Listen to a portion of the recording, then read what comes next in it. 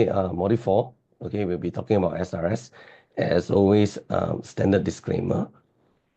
Standard disclaimer, anything I mention here today, please don't take it as financial advice. It's not meant to be financial advice because it doesn't take into account your specific circumstances.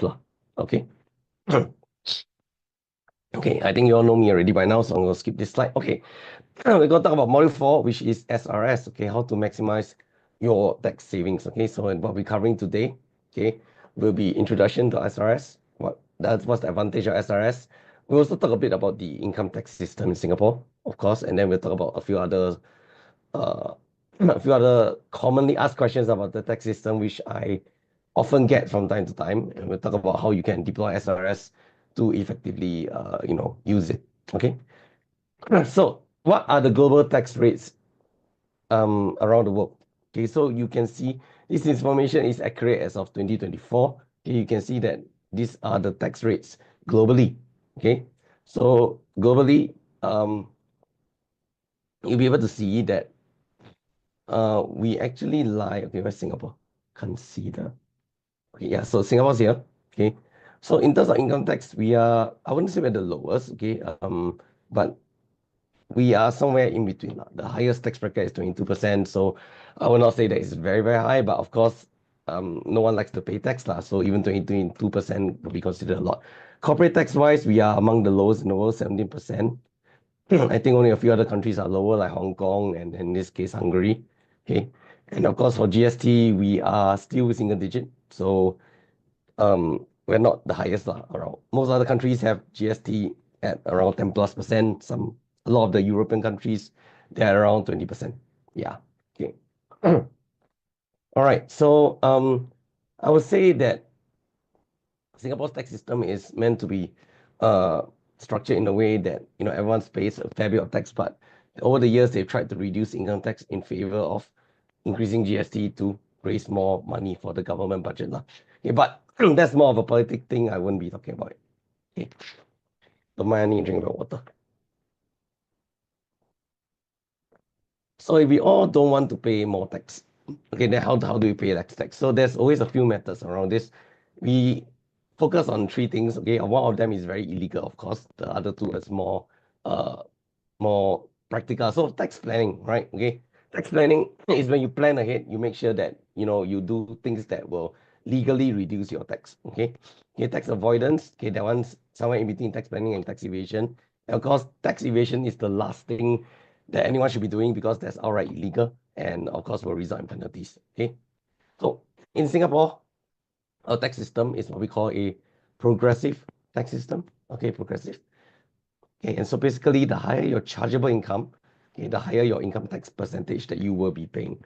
And that tax system is best represented by this table here, okay, which shows you how we calculate income tax in Singapore. Okay, so first and foremost, for most people who are working, okay, you will have employment income. Okay, minus away any expenses that arise from you doing your job but were not compensated by your employer. Okay, then you are left with what we call the total income number. Okay, so after this, you then minus any approved donations, and then you're left with assessable income. Okay, so this is a minus, this is minus.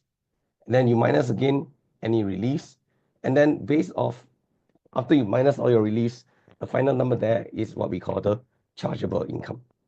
Okay.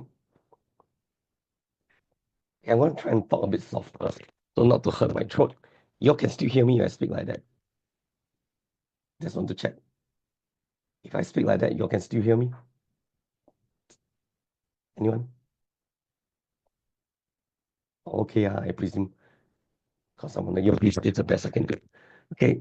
Let's move on. Okay. So when you file your income tax, you will end up with a notice of assessment that comes and shows up like that. And this is how you see. So as mentioned previously, you have your trade income or your employment income. You have no donation, no expenses, then you just left with your total income. And then that is also your assessable income. Once you minus off the reliefs, okay, you can see this example here. There are a few types of reliefs over here, including SRS, which is what we will talk about. If you have enough personal reliefs, you can actually reduce your income tax to the point where the chargeable income is actually less than 20,000. Okay, less than 20,000. And then your tax payable will be 0. Okay, so this is actually possible. These are actual income tax release. These are actual NOA that I obtained. And so you can see that tax really can drop to $0. Okay, and so of course, SRS is what we'll be talking about today.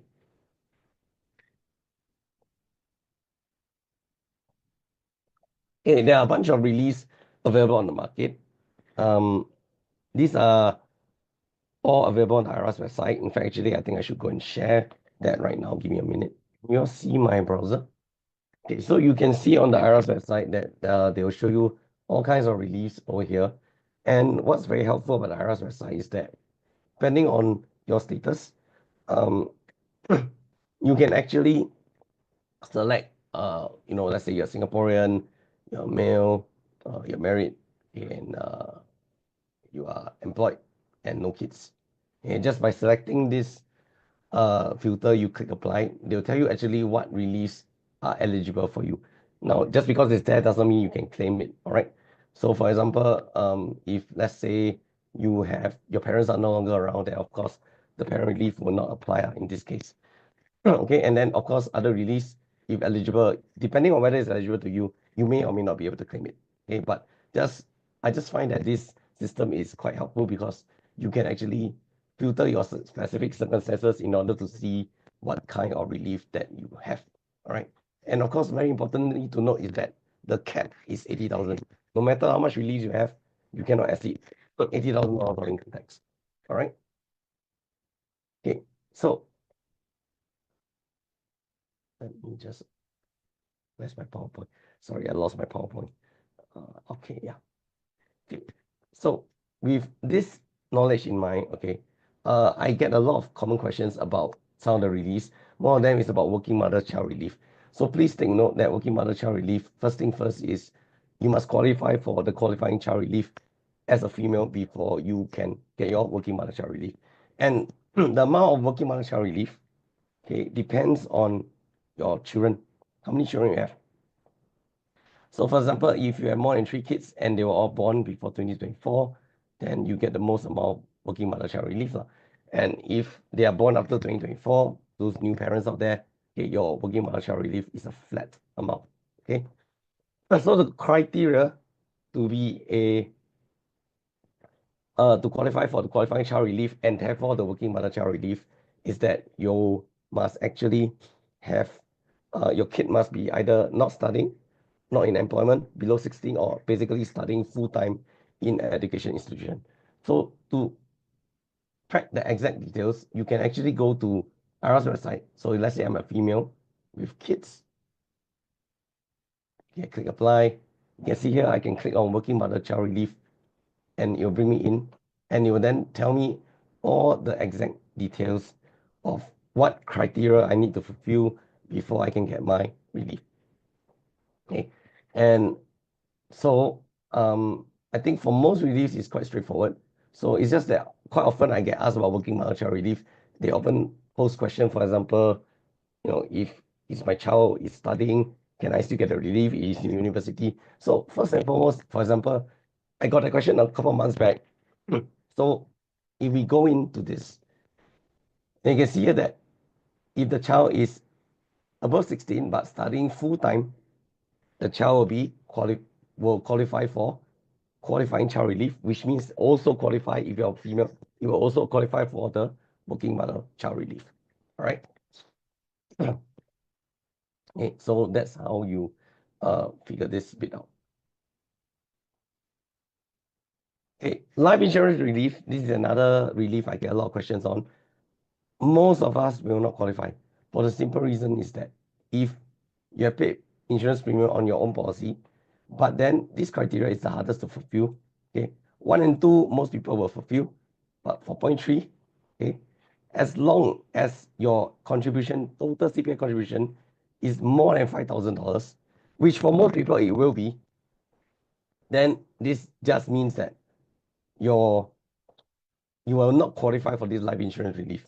Okay, So $5,000 just means that basically you maybe had about 3 months of work at the average salary in Singapore. You will have probably exceeded $5,000 of total CPF contribution. So you will not qualify for the life insurance relief.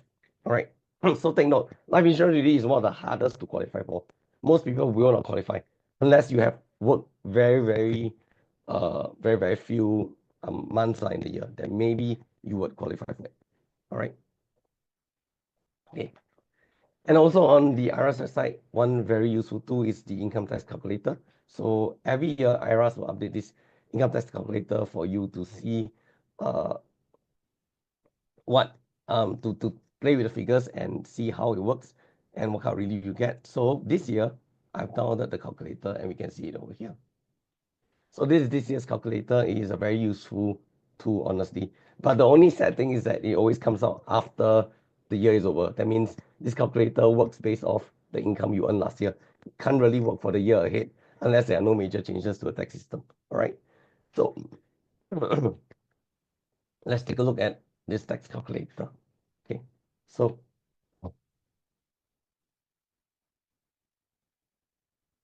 okay, there we go. Okay. So what you need to do is key in the figures accordingly. So for example, let's say your employment income 120,000 a year. And then, of course, most people will not have employment expenses, so that's a zero. And let's say no other income. Okay. So one very helpful thing is if you hover your mouse over the red color triangle in the corner, they will actually show you, what is the meaning of that row. Okay. So you're hovering over the employment expenses box. It tells me that employment expenses in this case should be allowable employment expenses. All right. And then if I hold over this, it says that I should enter any kind of income from other trade, business, profession, or vocation. Okay. But for most people, if you have just one job, then that's just zero. Other income also included here. One thing very important to note, rent from property is also included. Property is an entire different ballgame. We won't be talking about it, but just understand that property income in Singapore is taxable. You have to key in, but there's a whole lot of other reliefs, okay, that you can use to, not say relief, there's a whole lot of things you can use to reduce net rental income, because you can see here that it says enter your net rent from property. Okay, so you're allowed to take away your agent fee, your mortgage interest, your fire insurance, all these things you're allowed to deduct from your rental income. So please, I would say if you are a landlord, okay, please check through all these things so that you can deduct what you should deduct lah, because I don't think anyone wants to pay so much tax lah. Okay, there's a question, where does SRS withdraw 400? If 400 personal relief, we will show that later. All right. Okay. Less any approved donations. Okay, you didn't donate, then don't need anything. Okay, so that's your assessable income.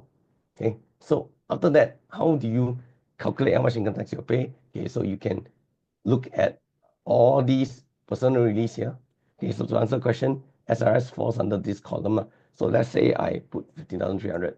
So that's 15,300, right? Okay, so let's say I put earned income relief, 1,000. And the good thing about this table is when you hover over the red color triangle, they tell you exactly how much you're supposed to keep. Okay, so for example, like earned income relief, the figure depends on your age. Okay, you can see 1,000, 6,000, 8,000. Okay, so depending on what age you are, you key the appropriate figure. Okay, so let's say 1,000, and then of course you're working your CPF. Okay, so this will be 20,400. Okay, and maybe this person an NS man like myself, no income training, 1,500. Okay, so I remove SRS first. Okay, you can see here, and assuming no parents or grandparents and siblings, okay, then this is basically the release you have for the year, 22,900. Okay, so the person's chargeable income will be 97,000. And the good thing about the tax calculator is every year they will update it with whatever relevant budget measures have been announced. For example, this year SG60, there was a 60% income tax rebate announced, capped at $200. So that has already been included.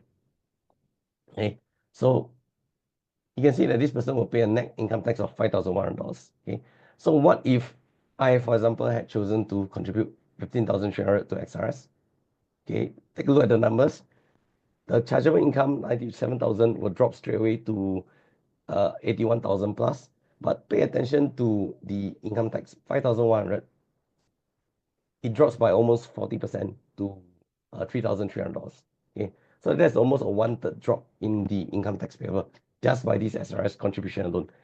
So you can see why SRS can be a great source of tax savings. Okay, and of course, there are other sources. For example, if the person has not maxed out his CPF, he does top up $8,000, then he'll bring his tax lower. Okay, so this is the IRAS calculator that I recommend all of you play with it so you can understand the various reliefs a little better. All right. Okay.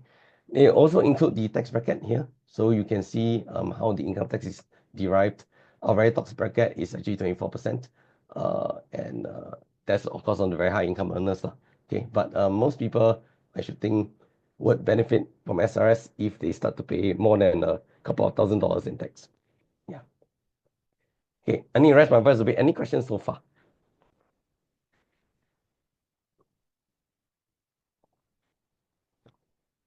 No one has any questions? Or can still hear me despite my voice? Okay, if can hear me despite my voice, then let's continue. Okay, so that was the income tax calculator. I think it's a very useful tool. And yeah, everyone should go and play around with it when needed. Okay, so yeah, that's basically what I just showed. Okay, so about SRS. Okay, so what is SRS? SRS is basically a government scheme. Okay, it's a strategy a scheme by the government that was envisioned actually quite some time ago. I think it first came about in around early 2000s, because I know SRS has been around for quite some years now. So I joined the industry, SRS already here. So I think SRS has been around for almost 20 years. Okay, so basically, it's a scheme whereby the government wants to encourage people to save more for their old age. Okay, but it's important to note this scheme, right, is voluntary. Okay, it's completely voluntary. You do not have to contribute to it. For example, this year, let's say I'm a woman, I have no kids. Okay, I contribute SRS, I save some tax. Next year, I have a kid. My working mother child relief will then kick in. Okay, when that kicks in, maybe due to that, I will have so much tax relief that I hit the $80,000 income, the relief cap of $80,000. In which case, contributing to SRS has no impact at all. So there's no need for me to contribute to SRS in this case. Okay, so it's choice. Okay, so for example, I know of this lady who's worked in Australia and she's come back to Singapore. And we actually had coffee a couple of weeks back just to catch up and understand her situation. She's not going to do SRS because she still has two children, both of whom are still studying. So even though her income is still now currently paid in Singapore dollars under Singapore payroll, her release and the fact that she worked in Australia for a while, her CPF does not have a lot. So she's actually using the CPF relief by topping up 8,000 into her into her SA, topping up her Medisave, topping up her husband, things like that.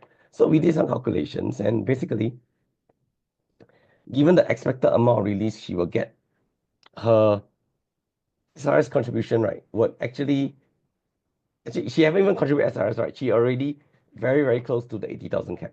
So there are scenarios indeed where SRS is optional, okay? And of course, for example, there are also scenarios, for example, if let's say you were saving, okay, I have this client 5 years ago, he started contributing to SRS, but then there came a year where he was getting married and he also needed money for house, and he also needed money because his wife was expecting, and all that happened in the same year. So he had a lot of commitment that year.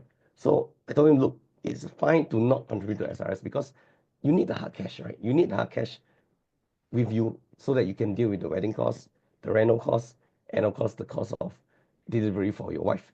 So it's not compulsory, and he understood. But of course, after that was over, right, he continued contributing the following year. So voluntary scheme, please know that if you contribute this year, there is nothing that says that you must contribute next year. Okay, so just remember that. Okay, so that's how SRS is. Now, the entire amount they contribute will be tax deductible. So you put in 1,000, then $1,000 will form your relief. You put in 10,000, then $10,000 will form your relief. Okay. The scheme is operated by the local banks. So OCBC, UOB, and DBS. You can only open an SR account with them. And it's also important to note, you can only have one SRS account. You can't open on both sides. My understanding is illegal. So, however, if you want to, for example, shift your SRS account from OCBC to DBS, that is allowed. Okay, but you need to approach the bank to get the steps and instructions in order to initiate this transfer. Okay, so you can shift your SRS account. You just cannot have an SRS account with more than one bank. Okay, and compared to CPF investment, where CPF investment, if you recall that there were a lot of transaction fees, right, by the bank. You buy stocks, you buy unit trust, all that's transaction fee. Okay, so for SRS, interestingly, other than SSB application, which will be $2 to apply or redeem, every other bank-related service fee is waived. Okay, so SRS is you're not supposed to be charged any fee on SRS other than for SSB. Okay, that is coming from the bank side, right? Okay, so what's the maximum you can put into SRS? It used to be around 12,000 plus, okay, but it has been raised to 15,300. Okay, and for foreigners, it is $35,700. Now, if you are a foreigner and you became a PR halfway through the year, okay, the bank will prorate accordingly. So this one, you are expected to take the bank of your residency status.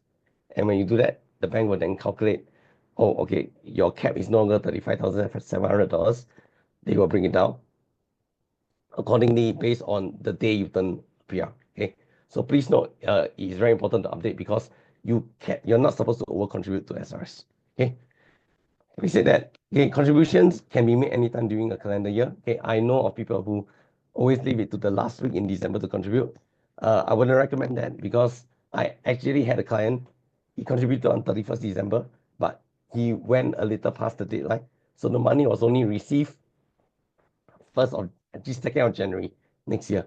So it turned out that that year he was considered to have 0 SRS contribution. It was actually not very good for his tax. Okay, so please take note. I would suggest leaving SRS contribution to the very end.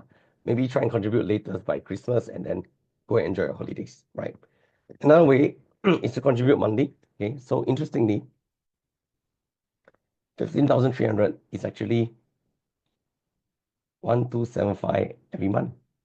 So for those of you who know that you'll be contributing to SRS and you just want to make it simple and automated and you don't want to feel the pain of 15,300 just go out of your bank account like that at the end of the year, you can set a standing instruction with your bank to every month just contribute $1,275.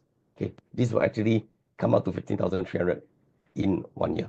Okay, so my opinion is that honestly, if I were contributing SRS, I would just try to do it on a regular basis so that it does not become a very sudden burden at the end of the year, or you suddenly forget for whatever reason, then you miss out on the contribution, you miss out on your tax relief. All right. Okay. And of course, the relief, the year you contribute, that applies to next year's relief. So for example, any contributions done this year, okay, that will only impact your income tax in 2026. Okay, and that's basically how SRS system works. So what's the benefit of SRS? Basically, every dollar you put, your taxable income will drop by $1, as I mentioned. Okay, and again, very importantly, the 80,000 cap. This one I cannot stress enough. Okay, I actually got people contribute. I've seen people contribute SRS even though they already exceeded 80,000. Well, not that it's wrong, but you wouldn't really maximize the benefit in that case, right? Because if you're gonna lock your money SRS, then at least ensure you get at least the tax benefit at a minimum out of it. All right. So important thing to note: when you put money in this SRS account, okay, after you put it in, right, you can't take it out anymore. Okay, you can't take it out anymore until a certain age, and that age is basically the age. The year when you open your SRS account, what was that retirement age at that year? So for example, you open an SRS account many years ago, okay, at that point in time, retirement age was 62. So this means that you can only take out your SRS money without penalty at 62. Okay. So nowadays, if you open up an SRS account, the statutory retirement age is 63, which means that if you open your SRS account today, your SRS money, you cannot take it out penalty free until you reach 63. Okay. So very important to note that. Okay. But having said that, okay, if you take out your SRS monies, okay, at after the statutory retirement age, okay, then what you take out, 50% will be counted as income and 50% will be disregarded. Okay. So the disregarded part is the part that's not taxed. Okay. So for example, let's just use that very common example of 40,000. Okay. How you can withdraw 40,000 every year without paying income tax. Okay. So if we examine the income tax bracket, okay, we see that the first $20,000 of chargeable income does not incur any income tax. So if you, for example, take a $40,000 when you retire and have no other income, including rental income, dividend income doesn't count.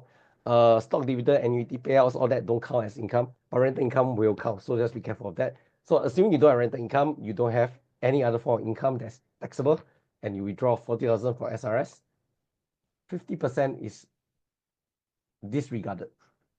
50% will be considered income.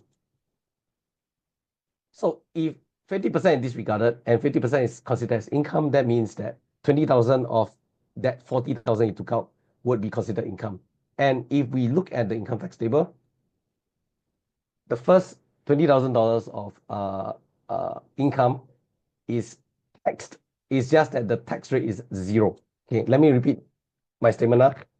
You are taxed even on the first $20,000 that you earn. It is just that the rate is 0. So therefore, you pay 0 tax. This is very different from saying that you have no tax. Okay, you are taxed, just that the rate is 0. Okay, so this effectively means that you can take out 40,000 from SRS and you don't pay any tax. Provided you have no other taxable income, you can take out 40,000 and you will not end up paying any tax. So that is how much you could withdraw every year from SRS tax-free. Okay. Now the question is SRS worth it? Okay, so we have the income tax bracket here. Okay, most of the time I would say that it starts to be worth it when you are probably hovering around the 11.5% bracket. Okay, because at this point, what it means by 11.5% is that for every $1 you put into SRS, you will save 11.5 cents in income tax. So that's like an immediate return of 11.5%, which is not too bad. Okay, which is not too bad. Okay, and of course, the next brackets just go higher and higher, 15, 18, 19. Okay, so at this point, I really feel like anyone above in the 11.5% bracket should seriously consider looking at SRS. Okay, of course, depending on circumstances, it may or may not suit you completely. Okay, but even people at this level, okay, yeah, you save a little bit of marginal, because I've heard this story before of this client who actually pays about, okay, I have a client actually, he pays about 80,000 a year income tax. Okay, he's a private sector doctor, 80 over 1,000. So he put in, his tax dropped by, I think something like I think $3,000. So 84, he's 84,000, let's say he was paying $84,000 of tax, right? Okay. If he does SRS, his income tax will drop to $81,000.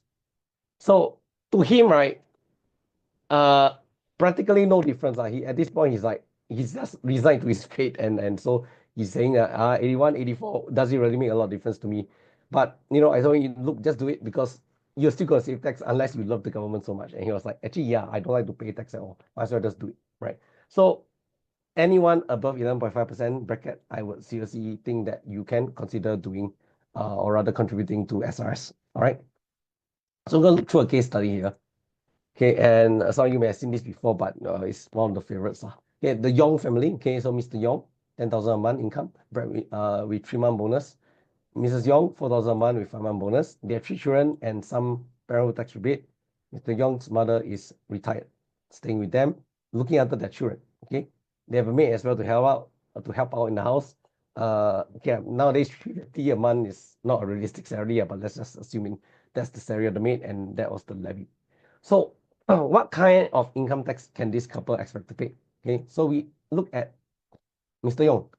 So for ease of calculation, I've included the plus and minus so that you can follow. So salary, Mr. Yong, 12 months of 10,000, that is 120,000. Okay, and then bonus of 3 months, so plus 30,000, gives him an accessible income of 150. Okay, and then his earned income relief, $1,000, his CPF. Child relief, he gets 4,000 per child. Okay, and then parent relief, 9,000. Okay, certain kind of reliefs are only eligible for the ladies lah. So you will see that later. Okay, so the chargeable income of Mr. Yong from 150,000 has dropped to 107,000. Okay, for Mrs. Yong, okay, 12 month salary, 4,000 a month, that is 48,000. 5-month bonus, 20,000. So Mrs. Yong earns a income of 68,000. Okay, so likewise, earned income and CPF relief are always going to be there. Okay, but look at the child relief. Because of working mother child relief, this one line item alone give Mrs. Yong $40,800 of tax relief, which is a lot lah. I'll put it this way, really, really a lot. Okay, so you want to say the income tax system favors working mothers? Well, this is in a way. Okay, so that's $40,800 relief, which actually is almost, I think is almost equal to Mr. Yong's entire relief, just this one line item alone. But on top of that, okay, Mrs. Yong still has foreign maid levy relief and grandparent caregiver relief. So after deducting all of that, you realize that Mrs. Yong's chargeable income is 5,500. And on $5,500 of chargeable income, the tax rate is 0. Okay, so she pays 0 tax. But Mr. Yong pays a few $1,000s in tax.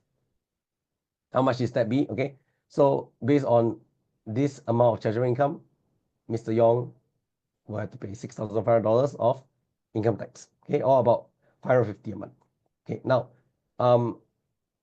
there's no tax rebate, assuming okay there was, then that we need to factor that in. But remember that at the start we mentioned that there's a parenthood tax rebate remaining of 3,000. So if he claims on that, then the tax payable drops to 3,500. But that is a very big difference from his wife, because his wife basically pay nothing in income tax. Okay, so that's just an example of how a working family with 3 children, that's how their income tax numbers would possibly look like. All right, so how can Mr. Yong do to further increase the amount of tax release that he have, and of course pay less income tax in the end? Couple of things he can do. He can top a mom's retirement account. So his mom, assuming the retirement account did not hit the full retirement sum, he can draw $8,000 cash, okay, to the mom, and this will give him a tax savings of $920. And he can also, for his SRS, so that gives him another $1,700 of tax savings. So these 2 actions alone, okay, would give him an extra $2,600 of tax savings compared to his initial tax payable of $6,500. So actually his tax will actually drop to something just below $4,000. So that's quite a big drop. It's like almost 1/3 drop, right, in his tax payable. What's the trade-off? The trade-off is that this $23,300, right, he basically cannot touch it already. Okay, what's gone to the RA will go to the RA. What's gone to SRS stays in SRS. He can only do things with it, but he cannot withdraw it at all. All right, so this is what he needs to be aware. So for some people who maybe finances are very tight, okay, they may opt to maybe just do one or the other, or maybe not even do any.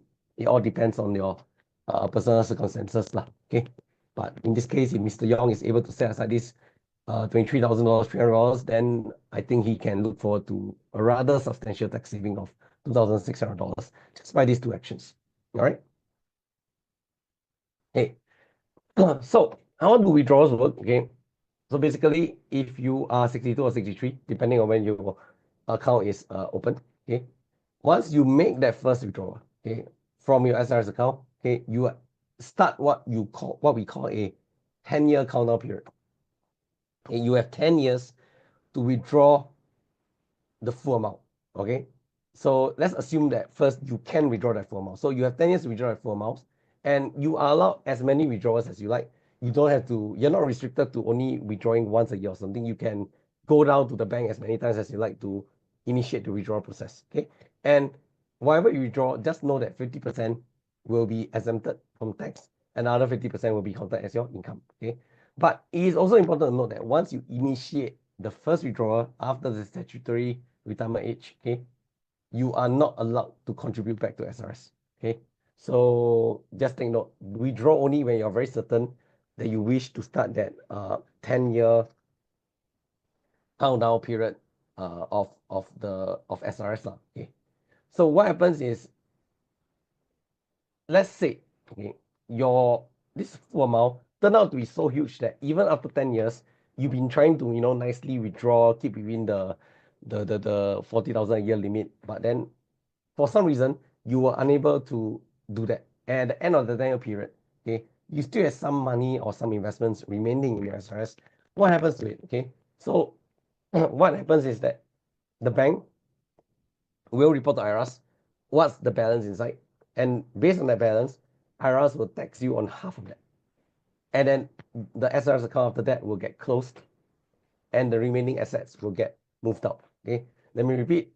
At the end of the 10-year period, if you still have something inside the account, bank operator will inform IRAS of that amount remaining.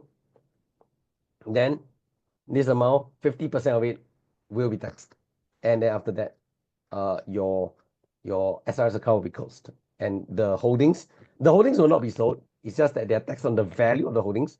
The holdings after that will get moved out from SRS to cash. Okay, there is one exception. Okay, and that is life annuities. Okay, if you withdraw in the form of the annuity value will not be taxed. What they will tax on is the 50% of the annuity annual payout. Okay, let me repeat, they do not tax you based on the annuity value. They tax you based on the annuity payout. Okay, so your annuity could have high cash value, but if it's a approved annuity, then you will only be taxed on the payout and not the cash value. But something to share is that all these years I've tried to ask around, is there truly such an annuity that will fall under this definition of life annuity by IRAS definition? And so far, okay, what I've heard is there isn't any lah. Okay, so just be aware of that, right? There isn't any annuity out there that will meet the IRAS definition of life annuity for the purposes of this SRS withdrawal strategy, right? Now, why you need to withdraw before the statutory retirement age? So we call that a premature withdrawal. Okay, the entire amount would then be considered your income and therefore be subject to tax. So, for example, if you have 100,000 in your SRS account and then you withdrew it, okay, they will add $100,000 to your income tax, to your income for that year. Okay, on top of that, there is a 5% premature penalty. So, SRS in this sense, I will say that is not that you cannot withdraw it, but they are discouraging you from withdrawing it with by two means. First of all is of course the fact that they count the whole amount withdrawn as income, and the second deterrent is the fact that they will slap you another 5% premature withdrawal penalty. Okay, so I would actually still somewhat consider SRS pretty much almost near cash, because if you truly need it, you can get your hands on it. But for most practical intent purposes, SRS money is usually outside our mind. You will not look at it as cash. Okay.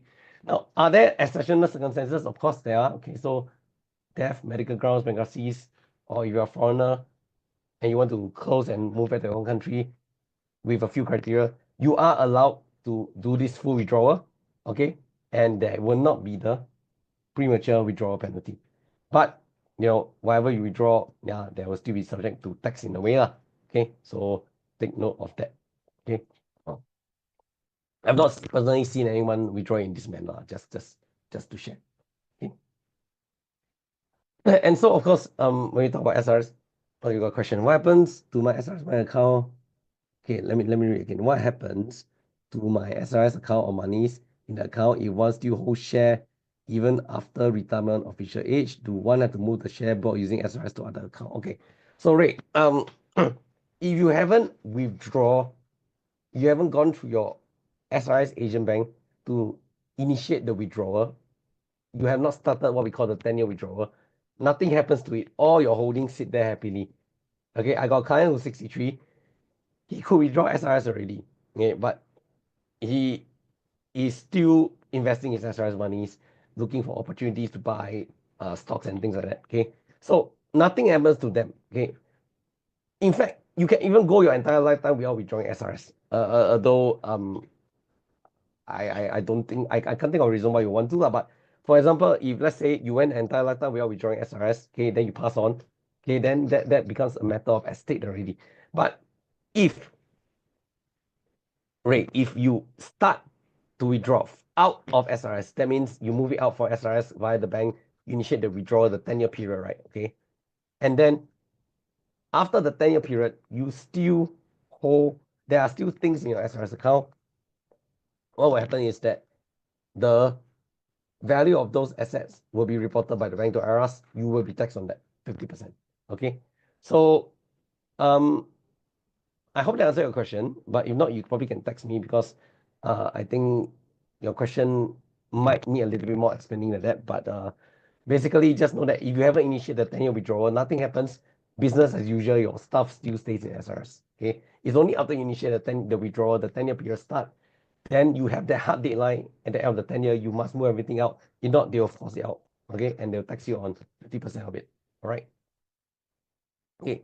So as we contribute to SRS, we should also aim to accumulate. Okay, aim to accumulate. And then at a certain point, assuming this is 62, we want to retire, we aim to decumulate. Okay. So even if I take a very conservative growth of 2.5% a year, okay, and I contribute SRS $15,300 every year for 20 years, it actually compounds to a pretty nice amount, $391,000. Okay. So my contributions, however, were only 306,000, which is 15,300 times 20 years. Okay, so you can see that compounding takes time to work its magic.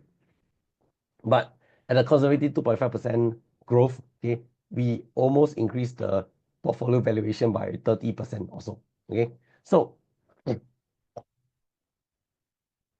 when I want to withdraw, okay, knowing the 10-year timeline, okay, if I stagger withdrawals equally, this actually gives me 39,000 a year for 10 years, or around 3,200 every single month.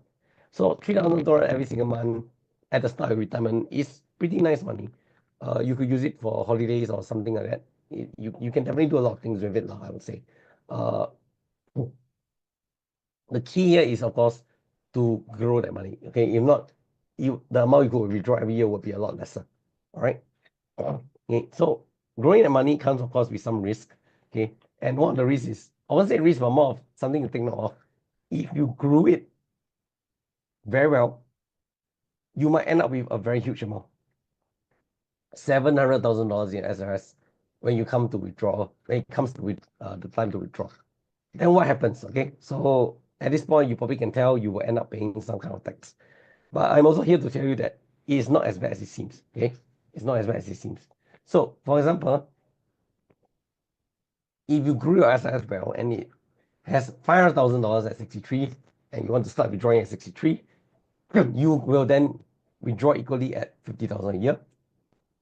This means that your income stream will be considered half of that, 25,000. Now remember, $25,000 attracts very little tax. The tax on $25,000 is actually only $100 in future money. Okay. So remember, you've been contributing SRS all these years, you probably save more than $100 of tax. So I don't think this is something to get very worried about. Okay, maybe you grow your SRS portfolio to 7 figures, then we might have a problem lah. Okay, so for most people, even you exceed $400,000, I wouldn't be too overly worried about it. All right. Okay, and of course, income tax rate change in future, then maybe even $25,000, you won't have to pay tax at all. In fact, right now, 20,000 to 30,000, the income tax rate at this bracket is 2%. It actually used to be 4%. Yeah, I'm not sure how many of you remember this. It used to be 4% for 20,000 to 30,000. So you can see that the rate has been coming down. Maybe in favor of GST increase or what, I do not know lah, but it is likely that it will come out a bit more in the future as salaries increase. Whether it will happen or when it will happen, please don't hold me to it. I don't have a crystal ball, but who knows, maybe next time in future, the first $30,000 of income will not have any tax on it. And then in this case, you could withdraw 60,000 a year from SRS without paying any income tax. Okay, that's a question. Yes, your question is the assumption that 500,000 will not grow once we start liquidating. Yes, I'm assuming it doesn't grow. Let's say you grow it to 500,000 and then you stop, you liquidate it, and then you start to withdraw. Okay. So of course, if we continue to grow, then that adds a bit more complexity to the calculations. Okay. But even it continues to grow, as long as you are depleting it, okay, I doubt 500,000 will become 600,000 as you deplete 50,000 every year. And in fact, as I was saying, even you grow it to 600,000, okay, you withdraw 60K every year, the income tax on 60K of withdrawal for SRS is only $200 because you're taxed on half of that 30,000. All right. Okay. All right. So some strategies, the last strategy, not so relevant, but it's something that I read about. But as I mentioned, right now, there is no IRAS approved annuity on the market. So it's not just any annuity will work. It has to be an IRAS approved annuity. So we'll talk about the two strategies and then we'll have a break because I need to clear my nose again. Yeah. All right. So what is the additional contribution strategy? So the additional contribution strategy just means this. Okay. If the year you want to contribute to SRS, okay. Oh, sorry, no, the year you want to withdraw your SRS money. So let's say this is 2025. Okay, and this is January, this is December. Okay, and let's say in February you intended to withdraw your SRS and start the 10-year countdown. In January, what you can do is contribute $15,300 one last time. I assume that this person is retired. So I contribute $15,300 one last time to my SRS account in January. And then in February, I can withdraw straight away. In this way, I can straight away withdraw $70,000 in my first year. Give or take a bit. Why? Okay, because if I withdraw $70,000, half is tax, right? That means $35,000 is tax. But at the same time, I have my relief, including my SRS relief. I minus away this 15K. I end up at $20,000. So I still pay no income tax, despite the fact that I withdrew $70,000 from SRS. But this trick can only be done in the first year, because once you start the withdrawal, you can no longer contribute. Okay, so this one-off contribution is for the purposes of allowing you to have one more time SRS relief line appear in your IRA statement next year. Then you will be able to take out more in the first year without incurring income tax. Okay. The 11-year strategy does not overlap with the additional contribution strategy. This basically requires you to time your SRS withdrawal such that it starts on the 1st and ends on the 31st. Okay. And so after 10 years of withdrawing, you have withdrawn 400,000. And then on the 1st of January of the 11th year, that is the year that SRS account is deemed closed. And whatever is remaining inside will then be subject to tax at 50%. So you could, in a way, force out another 40,000 and don't pay tax on it. Okay, I hope you can see where this is going. Okay, so this is this will require timing. You personally, you ask me, I'd rather not do this method because it's a little tricky. If you ask me to get the timings right. But this is a strategy that has been discussed and is supposed to be able to work, but okay. I've not seen anyone actually use it yet. Okay, Joyce asks. Okay, Joyce says, for the practicalities of withdrawal, can we request money withdrawals or transfer, or have to take once a year? How about the fees for agent bank per transaction? Okay, Joyce, to withdraw SRS holdings, right, you actually have to approach the bank. because the banks are the operator of the SRS scheme. But my understanding is that there can be fees. For example, if you're withdrawing as investment, you're withdrawing your shares, taking your shares and moving it to say CDP from SRS to CDP, there is a transfer fee. There is a transfer fee. So I'm told that you should always leave some cash in your SRS account to account for all these fees that you might have to pay in the event of transfer, for example. Okay, and on top of that, I do not know if you can set up a monthly withdrawal thing, because every source I've checked so far has shown me that what I've seen is that you need to actually liaise with the bank for this. Okay, I do not know if I doubt actually that a monthly withdrawal is allowed. You will actually have to go to the bank every time you want to make a withdrawal, which can be quite tedious, if you ask me. So maybe you might want to withdraw maybe 2 or 3 times a year. Okay, when the markets are good or my markets are bad, depending on what you're doing. Okay, you might want to do it this way. Okay, so that's what I understand. Okay, there's a question here says, due to various tax deduction and release, the amount withdrawn from SRS could be higher than 40K a year to avoid paying tax. Is it correct?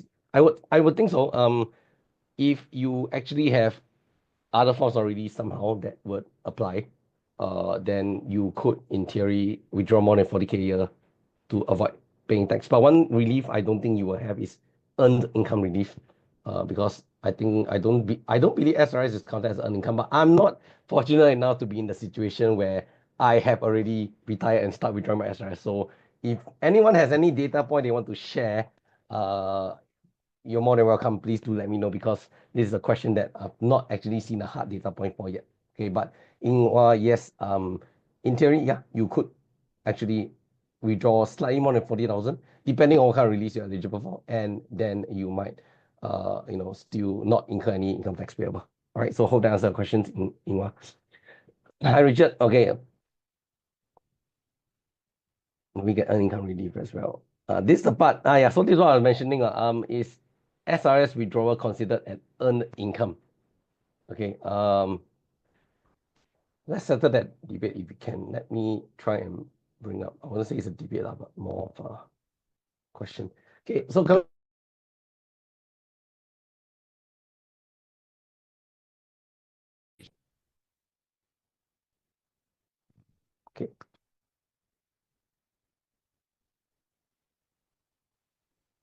Yeah. So earned income relief only comes from employment, pension, or trade, business, profession, or vacation.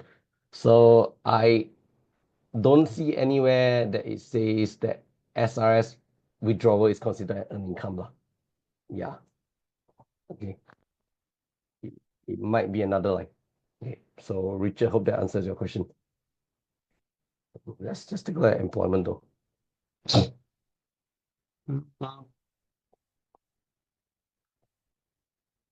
Yeah. So basically, when you withdraw SRS, 50% is considered income. It's just not considered earned income because you didn't work to get that money. Right. So based on this understanding, I will not think SRS is considered earned income, and therefore you should not be eligible for earned income relief. However, other reliefs may still apply lah, depending on your situation, right? Okay. Okay, let's carry on. Okay, so I think we've talked about this. So yeah, okay. So as I shared, the tax rates have been dropping over the years. I really sincerely hope one day budget will announce just that, first 30,000 no income tax. That'd be great for a lot of people with SRS holdings of like even more than 500,000 or more. That'd be really good news for them. Yeah. So, but just disclaimer, I have SRS, but I only got $1 inside. So, my other release, I'm putting them to use first lah. Maybe one day I'll start to contribute to SRS. Okay, but I do have my SRS account open and I put my $1 in already. Okay, so it's important to note, we talk about this contribution, withdraw all that. Okay, but what happens to your money that you put into SRS? Okay, it earns practically nothing, 0.05% per annum. So it's practically a regular bank account. So we always say this, you need to reallocate your money to get higher returns. You need to reallocate them to various other asset classes. There are a lot of asset classes. I don't think there's one singular right asset class for anyone. It all depends on your situation, your risk preferences, and risk appetite, preferences, things like that. All right. Okay. So contribution is definitely part one of it. Part two is to grow it. Part three is to decumulate or take it out. All right. So some statistics that I put out. Okay, the 2024 numbers were not available, but this is end 2023 numbers. You'll notice that what's popular include shares and of course insurance policies, unit trusts. Others, they didn't really say what others were, but interestingly, there is still quite a sizable chunk that is just sitting there as cash balance. I honestly don't know why. Okay. If you are one of these, just one of these people with cash balance in SRS, okay, if you're keeping it there waiting for like a market downturn, I can understand. But for like people who have just I've seen people who contribute SRS for many years, and then when I ask them and why are you not doing anything, and they're like, I a good interest like CPF SA 4%. I'm like, CPI is CPF, SRS is SRS, CPI is 4% in SA, yes, but SRS is 0.05. And then they check and they realize I was correct, and they realized that they missed out so many years of not doing anything with that money.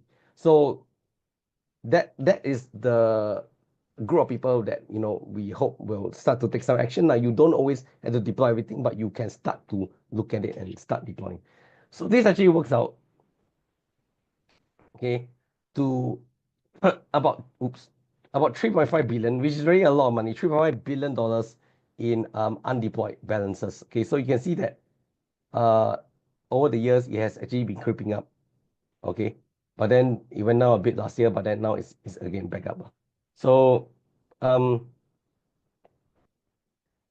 the ultimately yeah, there's basically billions, literally billions out there doing nothing. And yeah, if uh, I just feel that people should really take a good hard look at doing something with that money lah. Okay, it's honestly wasted. Okay, so what are the various tools you can use to get these 2.5% returns? We'll touch on them. We will dive deeper in their respective modules in the later part of the course, but today is just a bit of touch and go to give you some ideas of the various asset classes out there lah. Okay, so first one is fixed income. Okay, fixed income basically your bonds, okay, retail bonds. Okay, not too many options out there, frankly.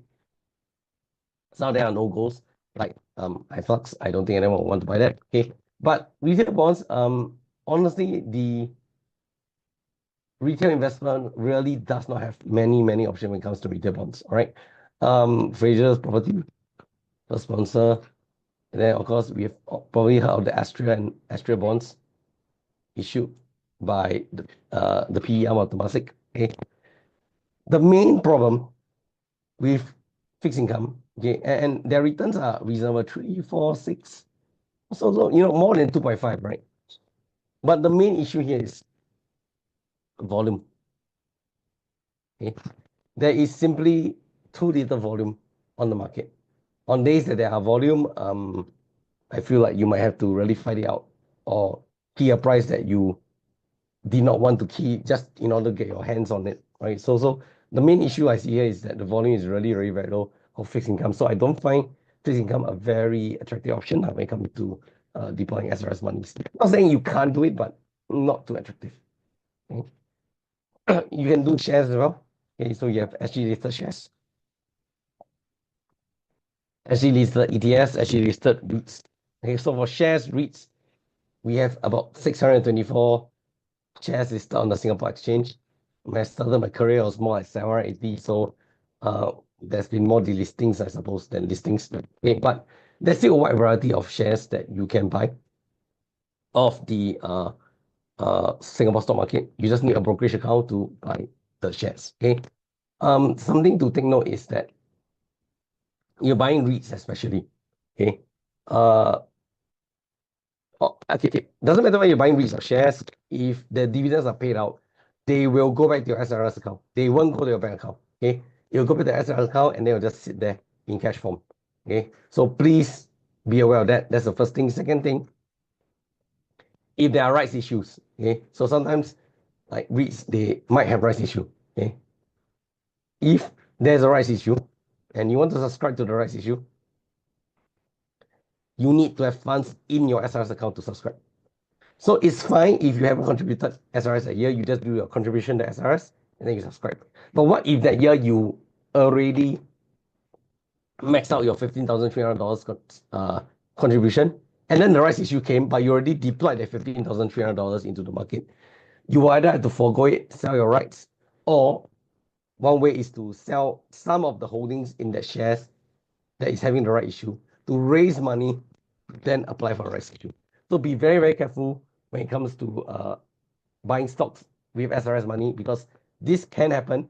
We actually have seen one or two clients actually end up being unable to subscribe to their rights. They end up have to uh, sell part of their holdings to raise money and to subscribe to the rights. So please be mindful of that. All right. As to what shares are good, what REITs are good, of course, we'll talk about that in the coming modules. I think it's module 8, 9, and 10 around there. Okay. But just know that, you can buy Singapore listed shares and ETFs. Now, for foreign shares, generally not allowed. Okay. Generally, you are not allowed to buy foreign shares with SRS. But there is one exception, which is some of you might have heard of this. Discretionary accounts, discretionary account management systems will allow you to get into foreign shares. So, for example, there's this thing called a managed account whereby a fund manager decides what to buy or sell. The managed account can be funded by SRS, and because it's within the constraint of the managed within the it resides within managed account. Managed account itself can then buy a foreign share.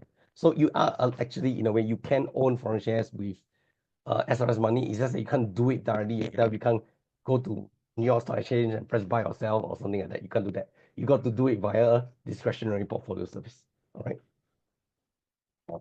Okay. What other options there are? Unit trust. Okay. So unit trust is another way. You want to access to foreign markets, but you don't want to go through a discretionary service to access foreign shares, but you want exposure to foreign markets, then you can consider unit trust. Okay, we've got a lot of unit trusts available. I think last count about more than 1,000 unit trusts that are eligible for SRS deployment. So in other words, cash. Okay, so cash unit trust, of course, the most variety. I think it's at 2,000. Okay, CPF, I think it's slightly more than 100. SRS not too bad.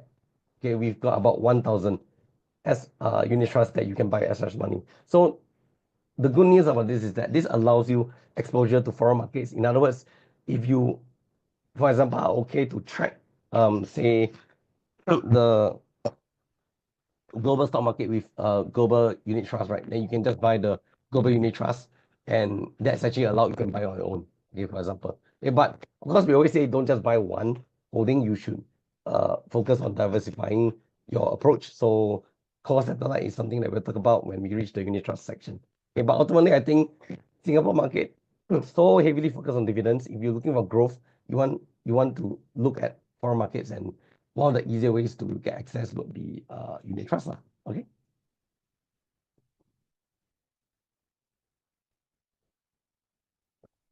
For the more defensively minded among us, okay, there's also annuities and retirement plans. Again, we'll touch about the key details later on when we reach that module. But this is just a sample of various annuities and retirement plans that you can consider with your SRS monies. Now, it's important to note that these retirement plan annuities, they come and go. So sometimes you bought a good plan last year, and this year you want to buy the same plan again with your this year's SRS contribution, right? Then the plan you bought last year may no longer be around. So always shop around a bit to see what is the best plan for you lah. Okay, so that's just something to highlight.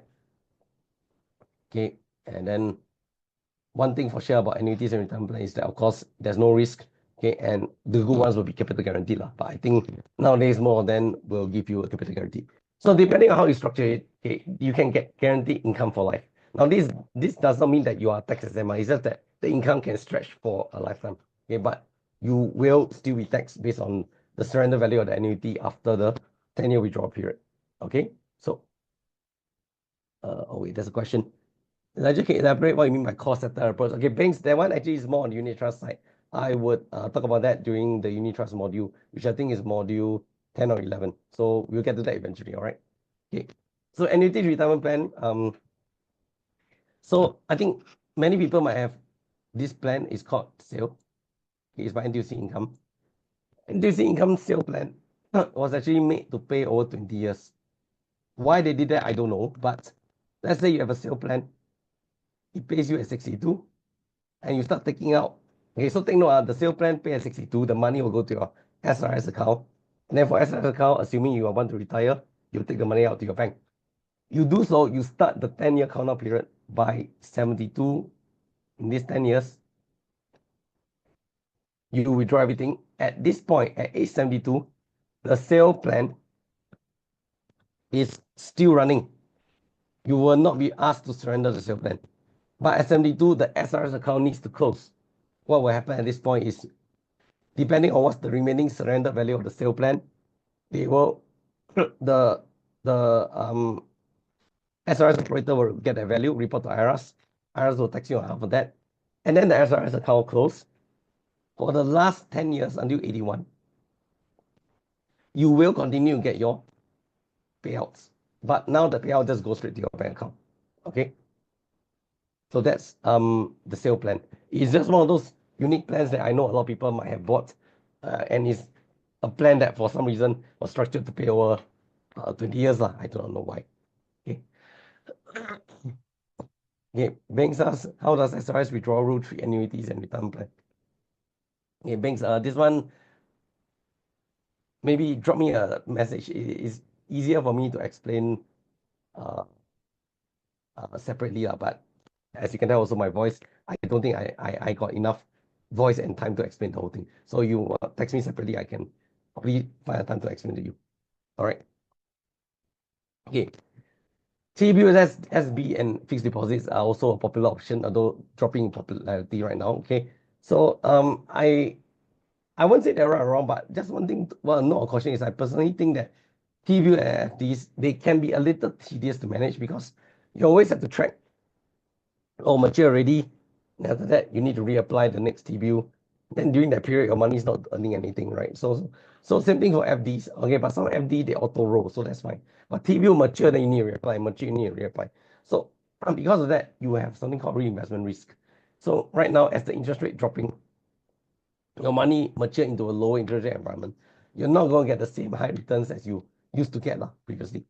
Okay, so this is something to take note about T-bill and FDs. SSB,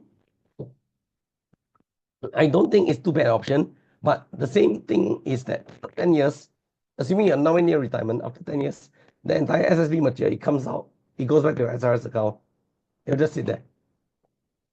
And you need to find another plan of action for it. Okay. On top of that, the coupons on the SSB cannot be reinvested. They will just come back to your SRS account. Okay. And then sometimes, let's say the coupon is like $100. You can't really do too much with it. It'll just be $100 just sitting there. Okay. It's not compounded. So that is something that my personal take is it does not feel like a very effective use of my money. Is like just sitting there like that. All right. So of all these 5 to 6 options, okay, I would say that even if we target very conservatively 2.5% return, is quite doable. In fact, 4% is a more likely result, but depends on how aggressive you want to take. But definitely, given long enough time horizon, everyone should be able to use one or some of these asset classes to grow your SRS monies, okay, and not let it earn just 0.05% inside the account. Okay. Okay. Any questions so far? No questions, okay. We talk about withdrawals. Now, as I was saying, withdrawals are all processed by the operating bank. You need to approach your bank to get the steps or the forms or whatever it is to initiate the withdrawal. So this means that every bank will have different protocol. Okay. But based on what I've been told, okay, sometimes when you're transferring your holdings out of the bank, your SRS holding out of the bank, you may have to pay a transfer fee. It could be to CDB, for example. Okay, but I doubt so. I probably to the bank. So this kind of fees, right? You must pay with money in your SRS account. Okay, so which is why what I've heard is that DBS will always ask you to withdraw your investment first and your cash last. I believe this is actually stated on their form because someone actually showed it to me, part of the form before. So you always need to withdraw your investment first and then your cash later on. Okay. 1 second.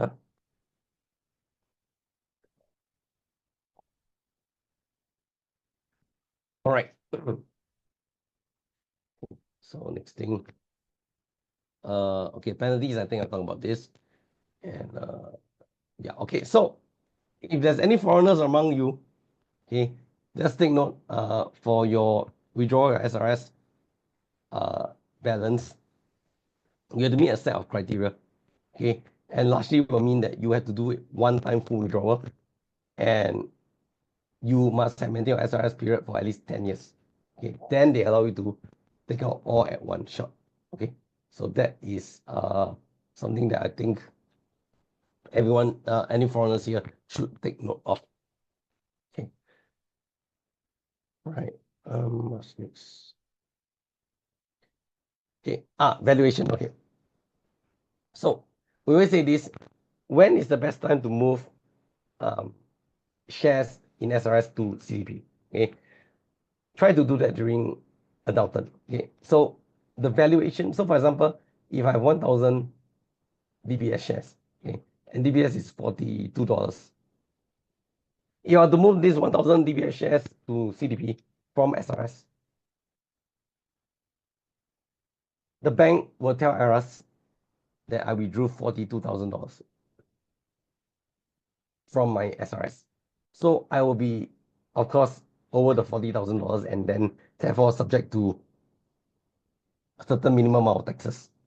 But recently, DBS did drop. I can't remember how much, but I think it dropped to 37, something like that. So if I take this opportunity to move DBS to CDB for my SRS, and I submit the form on that day that DBS dropped, the bank will tell IRAS that I withdrew $37,000 from my SRS account. So you see what's happening here is that by timing my withdrawals correctly, I'm actually able to move my holdings out of SRS while minimizing the impact on my future income tax because I moved it at a point when the valuation was low. Now, what I can say is there's 10 years for you to withdraw SRS. Within 10 years, there's always going to be opportunities when the market dips. And that is the time that you should actually move your holdings out. Okay, that is the time you should actually move your holdings out. So if any amount of you among here did that recently, I think I would say congratulations because that was a dip that we was quite fast actually, but it was a good opportunity to enter at positions, or for those of you withdrawing, you can actually withdraw at that period, right? So just take note of this value trick lah, okay? And is the date that your application to withdraw was received by the bank. Okay, so don't worry, even if the stock rebound a lot the next day, the day you submit, if that day was the day that the share price dropped, that's good. You get the lower valuation. Okay. Okay. Okay, let's see. Okay, I think I'm almost at the limit of my voice. So before I hand back to Darren, because I think he still wants to talk a little bit about SRS. Okay, I'll just say a few words to wrap up. Okay, SRS, I personally think that is a source of income, a secondary source of income. But the helpfulness of that comes from the fact that SRS can pay when other sources are not ready to pay. So for example,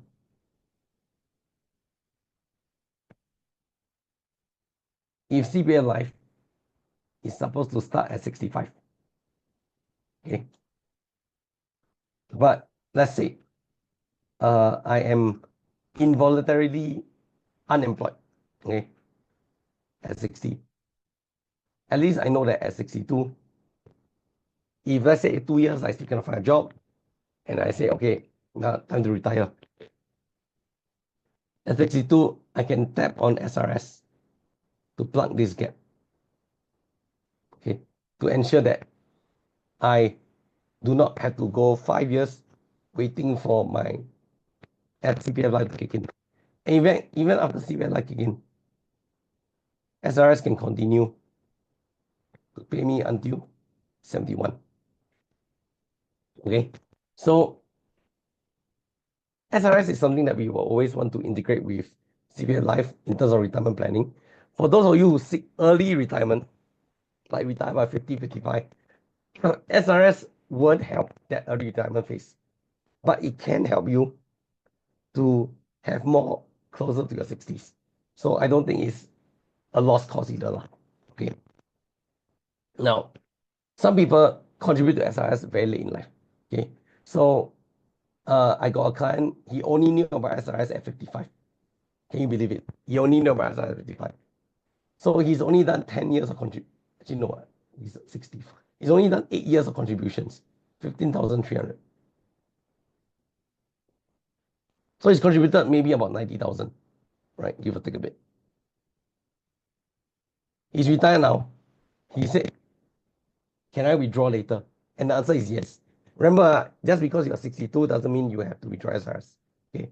It's just that you can start withdrawing at 62, penalty free. So for this guy, he's 90,000.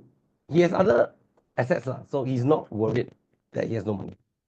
So I told him, if this is not urgent, this 90,000, he can continue to, no, sorry, not what happened to him? That's 120,000. Yes, okay. This 120,000, if it's not urgent, he can continue to grow it for down the road. And so we made a plan that he continues to, will continue to grow this 120,000, and maybe at around 80 or so, he can then start to withdraw it. Okay, so for now, his CPF life kick in next year, he has property, rental, things like that. He doesn't really need it. Okay, so this is what I mean by it can be worth letting it grow, and then you tap on it later on when your other sources are exhausted. So there's nothing wrong with that either. All right. Okay. So in conclusion, I'll just say this. SRS is not a scheme that everyone can benefit from. Working mothers, high chance that you might not benefit very a lot from it. But for everyone else, there's a chance that you can get some tax saving. So do seriously consider SRS and how it can help you. But even if it say can help you reduce your income tax, if you want to utilize it, remember one thing: contributing is only the first step. You cannot just contribute and then just let it do nothing. You have to contribute, and then after that, you would need to grow it. Okay, but as how to grow it, of course, it differs from person to person. That's more of personal financial advice. So we won't be talking about that here. But contributing is only a first step. You have to grow it. And if you grow it well, then you can look forward to the last step, which is the withdrawal. All right.